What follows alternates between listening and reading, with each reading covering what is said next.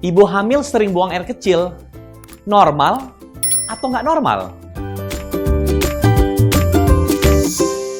Orang hamil itu biasanya akan lebih sering buang air kecil, terutama jika kehamilannya sudah semakin besar. Yaitu wajar, karena memang orang hamil, rahim yang besar itu membuat si kandung kemih itu tidak bisa terisi maksimal. Makanya nggak heran dikit-dikit orang hamil pengen buang air kecil.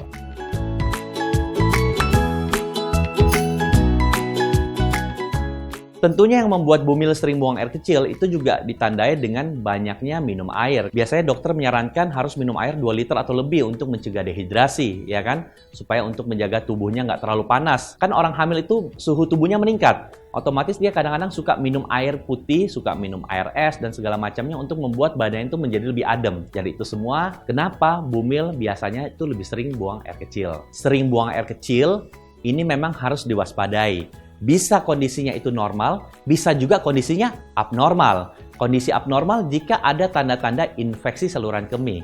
Karena salah satu tanda-tanda infeksi saluran kemih yaitu ada tanda-tanda yang namanya frekuensi. Jadi dia pengen pipis berlebihan. Dikit-dikit pengen buang air kecil, dikit-dikit pengen buang air kecil. Kemudian ada kayak tanda-tanda kayak orang Jawa itu bilang anyeng-anyeng. Anyeng-anyeng tuh kayak sudah buang air kecil tapi kok kayak nggak tuntas gitu ya. Kayak pengen pipis lagi. Kemudian bisa dirasakan panas di daerah perut bagian bawahnya ya, terutama di daerah saluran kemihnya. Kemudian pada beberapa bumil dia juga bisa sampai terjadi demam.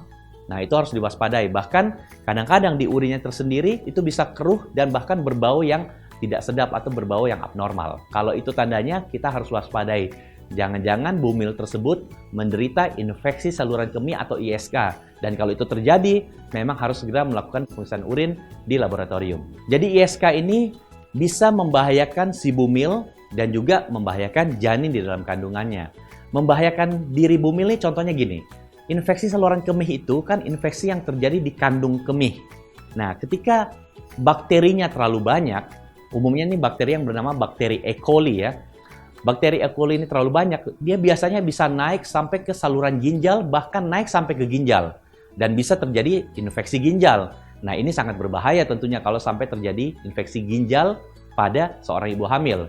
Kedua, infeksi ini juga menyebabkan terjadinya peradangan. Jadi, peradangan ini dapat menyebabkan terjadinya kontraksi rahim. Karena peradangan itu bisa menyebabkan nyeri. Dan nyeri dapat menyebabkan kontraksi. Nah, kontraksi rahim yang berlebihan bisa saja menyebabkan terjadinya persalinan prematur. Jika seorang ibu hamil dicurigai menderita infeksi saluran kemih, ini harus dilakukan pemeriksaan laboratorium biar akurat. Jadi kita nggak bisa tuh kira-kira sakit nggak, panas nggak, karena itu sangat subjektif. Makanya dokter pasti melakukan pemeriksaan yang objektif, yaitu pemeriksaan urin di laboratorium. Ketika keluar hasilnya dan terbukti si ibu hamil tersebut menderita infeksi saluran kemih, mau tidak mau dokter pasti akan memberikan antibiotik. Memberikan antibiotik supaya apa? Untuk membunuh kuman-kuman di dalam kandung kemih tersebut. Dan habis itu, si bumil tersebut disarankan banyak minum air. Agar apa? Supaya kuman dan urinnya terlalu kosong. Sering buang air kecil, jadi dia banyak buang air kecil. Supaya keluar, terkuras, jadi kandung kemihnya bersih. Jangan tahan-tahan atau menunda buang air kecil. Supaya infeksi saluran kemih itu kemungkinan berulangnya menjadi minimal. Untuk mencegah infeksi saluran kemih pada ibu hamil itu sebenarnya cukup mudah. Pertama, sering banyak minum air. Minum air 2-2,5 liter per hari. Dengan demikian otomatis pasti pengen buang air kecil.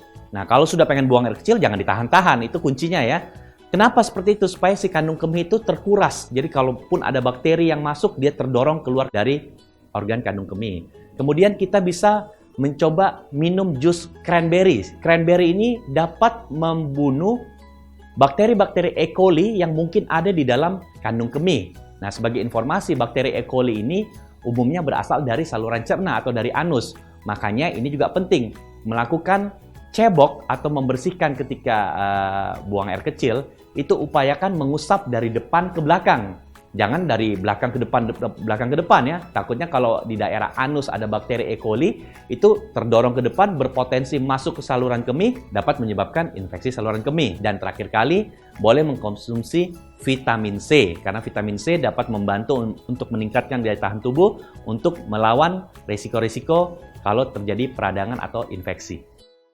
Jadi berbicara infeksi saluran kemih, ini harus diwaspadai. Dan salah satu tandanya infeksi saluran kemih adalah kencing yang berlebihan. Jadi kalau di sini ada kalian yang lagi hamil dan buang air kecilnya kayaknya sudah nggak normal nih, segera lakukan pemeriksaan laboratorium atau datang ke dokter kandungan untuk di-refer ke laboratorium, dilakukan pemeriksaan urin. Apakah memang betul ada infeksi saluran kemih atau tidak, karena infeksi saluran kemih dapat membahayakan diri bumil dan juga bayi di dalam kandungannya.